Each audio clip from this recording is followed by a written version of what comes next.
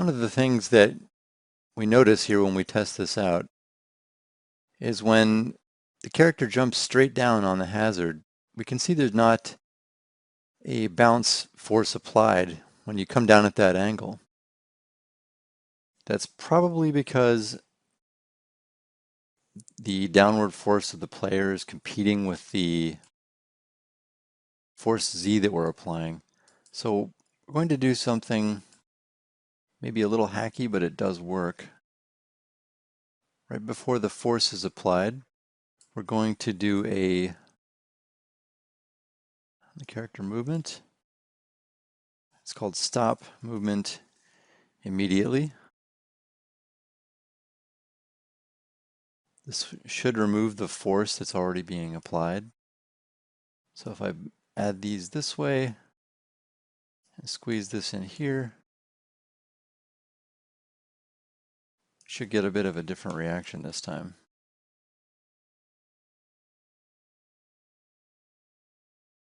Actually, we're getting much more of a bounce if you look at it. That's probably good, but I think because of this, we can decrease the overall amount of force that we're applying here. So let's knock this down to maybe half.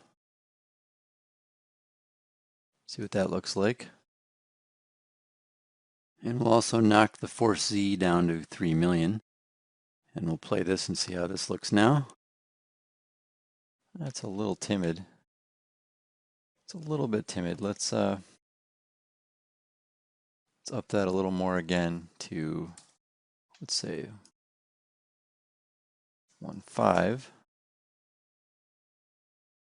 This one, let's knock it down to, or up again to 4. So if I try it this way,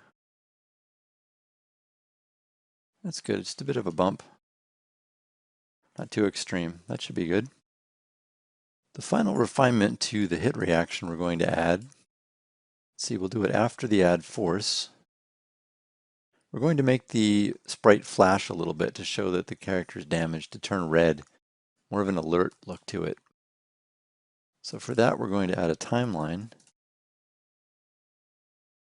And let's see, we don't want to play, we want to play from start so that every time the hit reaction happens, it starts at the start.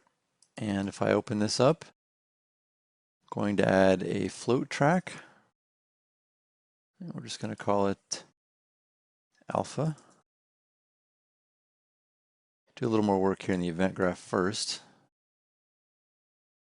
so we can see how this plays out. So we're going to get a reference to the sprite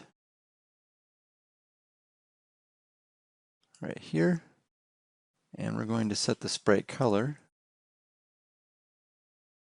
And the new color is going to flash, so we're going to do a lerp.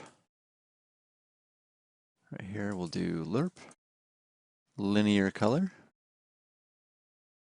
And the alpha that drives it will come from a track here in the timeline. So if you can assume white here,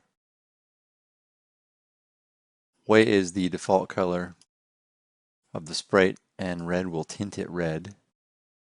So we'll drag this way and there. So it's going to lerp from its default color to red.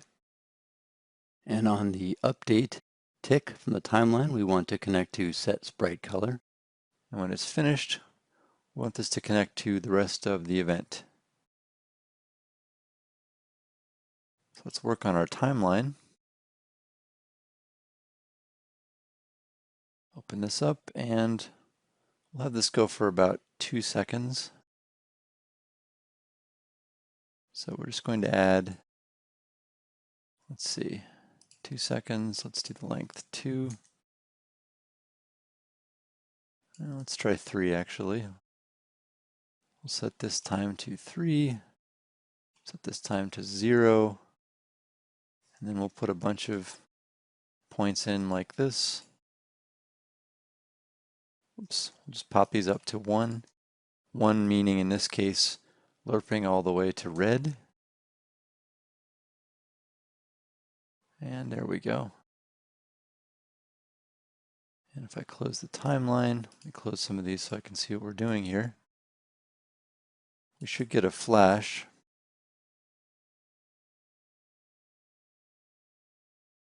Let's see if when I get hurt here.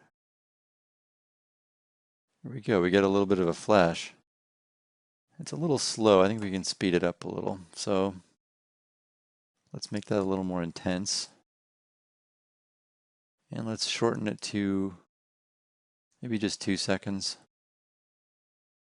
Delete these points there. And now let's test this again. So if I run over here and I hit the spikes, we get a good looking flash, a good timing on the flash from red back to full color, and it more or less matches the animation we have for the hit reaction animation. So that gives us a good solid indicator for the hit reaction.